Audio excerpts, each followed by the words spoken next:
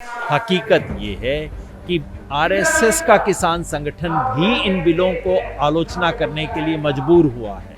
उसने भी कहा है कि उसको पास नहीं करना चाहिए। ये 3 कानून इस देश की खेती को किसान का, रैयत का राज खत्म करके कंपनी का राज बनाने वाले कानून है। दिल्ली के दंगों के बारे में जिस तरह का इन्वेस्टिगेशन हो रहा है, मैं कहता हूँ ये तो कोई कॉन्स्पिरेसी का इन्वेस्टिगेशन नहीं है, ये इन्वेस्टिगेशन अपने आप में कॉन्स्पिरेसी है। सरकार घबराई हुई है, उन्हें पता है कि किसान को एक बार लग गया कि आप किसान विरोधी हैं तो किसान आपको माफ़ नहीं करेगा। तो किसान कह रहा है कि पिछले 70 साल में सरकार ने मेरे सर पे कच्ची सी छत डाली थी, वो छत कच्ची है, चू रही है, टूटी हुई है, उस छत में मरम्मत की ज़रूरत है।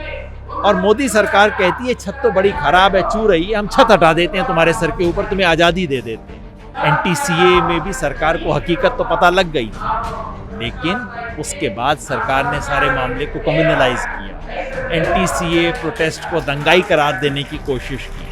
ये सच्चाई है जो देश को पता है। वक्त आने पे देश इसका जवाब देगा। लेकिन लोकतंत्र में अंतिम दरबार संसद नहीं होता, अंतिम दरबार जनता होती है। आज हमारे साथ योगेंद्र यादव जी हैं जो स्वराज इंडिया के प्रमुख हैं। आज ये एक प्रोटेस्ट कर रहे थे, तो उसके बारे में जानते हैं ये प्रोटेस्ट क्या है। आज यहाँ कर्नाटका के सारे रैयत, सारे किसान आए हैं क्योंकि सेंट्रल गवर्नमेंट ने 3 कानून पास किए हैं जो सरकार कहती है किसानों के फायदे के लिए हैं, और देश भर के सारे किसान कह रहे हैं नहीं, हमें नहीं चाहिए। ये ऐसे कानून हैं जो ना किसानों ने मांगे, ना किसानों से राय बात हुई, ना कोई किसान इसका समर्थन करता है, लेकिन मोदी जी कहते हैं ये गिफ्ट है, तुम्हें तो लेनी पड़ेगी। इसलिए पूरे देश के किसान कह रहे हैं हमें ये गिफ्ट नहीं चाहिए, क्योंकि ये 3 कानून इस देश की खेती को किसान का, रैयत का राज खत्म करके कंपनी का राज बनाने वाले कानून है। उसका विरोध करने के लिए आज कर्नाटका के किसान यहाँ पे आए हैं। पंजाब, हरियाणा के किसान इसके खिलाफ खड़े हो चुके हैं, महाराष्ट्र के किसान खड़े हैं। हमारे देश के प्रधानमंत्री कहते हैं किसान नहीं, मिडिल मैन इसका विरोध कर रहे हैं। अब आप देख लीजिए इसमें कौन मिडिल मैन है जो सारे के सारे कर्नाटका से आए, कोविड का मुकाबला करते हुए आए। वो कहते हैं कांग्रेस भड़का रही है। इनमें से कौन ऐसा लोग है जो कांग्रेस के साथ है? सवाल ये है कि किसान इसके खिलाफ हैं, और ये हकीकत है जिससे मुंह चुराना चाहती है सरकार। इस बिल में आपको रैयतों के खिलाफ क्या दिखता है? ये एक नहीं 3 बिल हैं जो एक साथ लाए गए हैं झटके में। पहला है जो कि एसेंशियल कमोडिटीज़ एक्ट में अमेंडमेंट करता है, जिसे कायदे से कहना चाहिए जमाखोरी को परमिशन देने वाला कानून।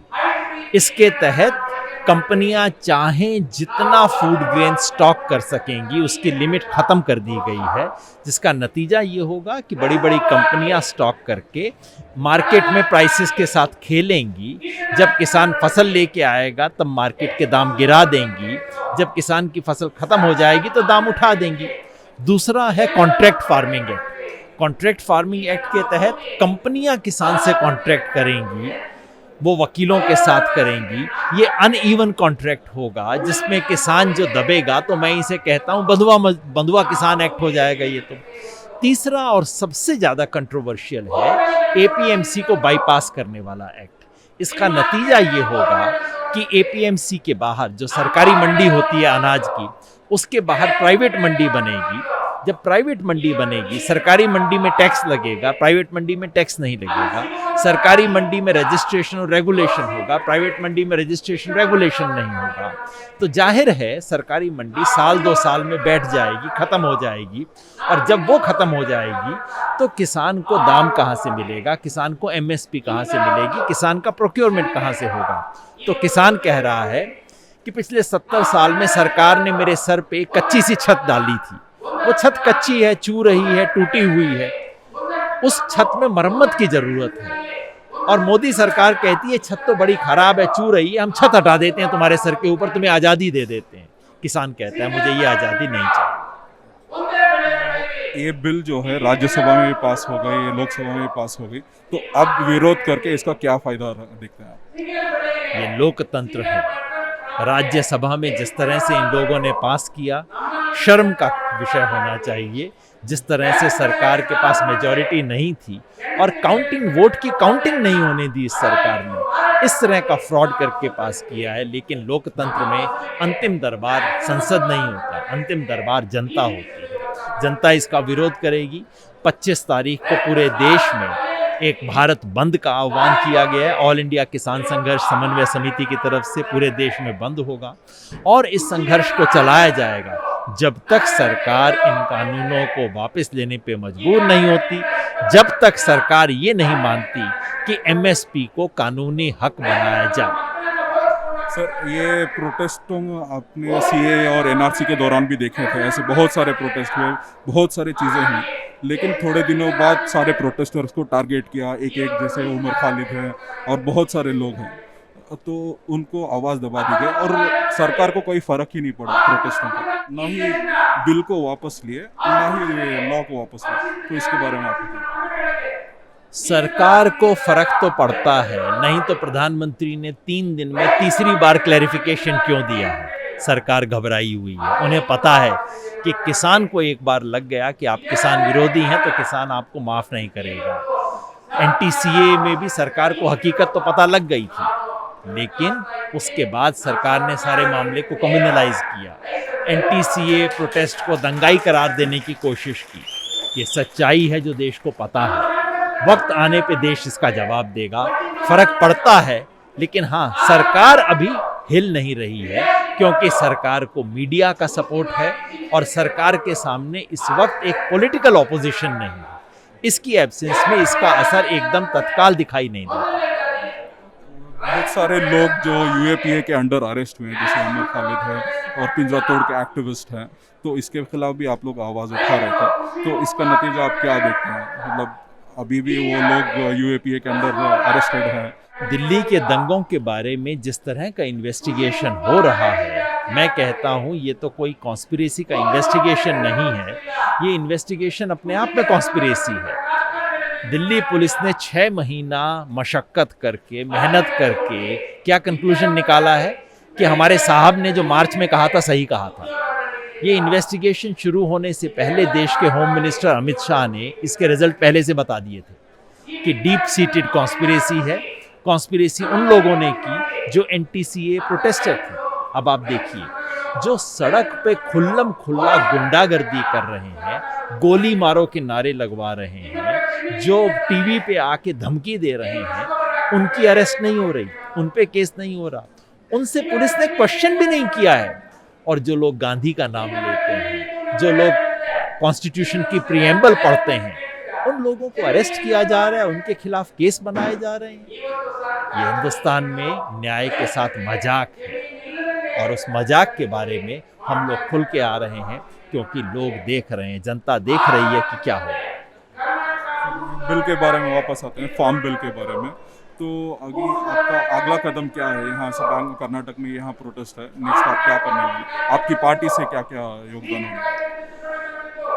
हमारा जय किसान आंदोलन स्वराज अभियान के साथ हम सब एक बड़े नेशनल ऑर्गेनाइजेशन का हिस्सा हैं, ऑल इंडिया किसान संघर्ष कोऑर्डिनेशन कमेटी, जिसकी तरफ से 25 तारीख को 25 सितंबर को पूरे देश में कॉल दिया गया है कि हम एक भारत बंद का आयोजित करेंगे। वो भारत बंद पंजाब से तमिलनाडु तक होगा। तो इस बंद के लिए किस किस पार्टियों का, किस किस बड़े दलों का, किस किन लोगों का समर्थन मिला आपको? ये कोई पार्टियों का बंद नहीं है, ये किसान संगठनों का बंद है और तमाम किसान संगठन इसमें साथ आके खड़े हुए हैं। हकीकत ये है कि आरएसएस का किसान संगठन भी इन बिलों को आलोचना करने के लिए मजबूर हुआ है। उसने भी कहा है कि उसको पास नहीं करना चाहिए। इस देश का एक भी किसान संगठन नहीं है जो इनके साथ है और ये सच्चाई देश में सामने आई। Thank you very much sir बात करने के लिए।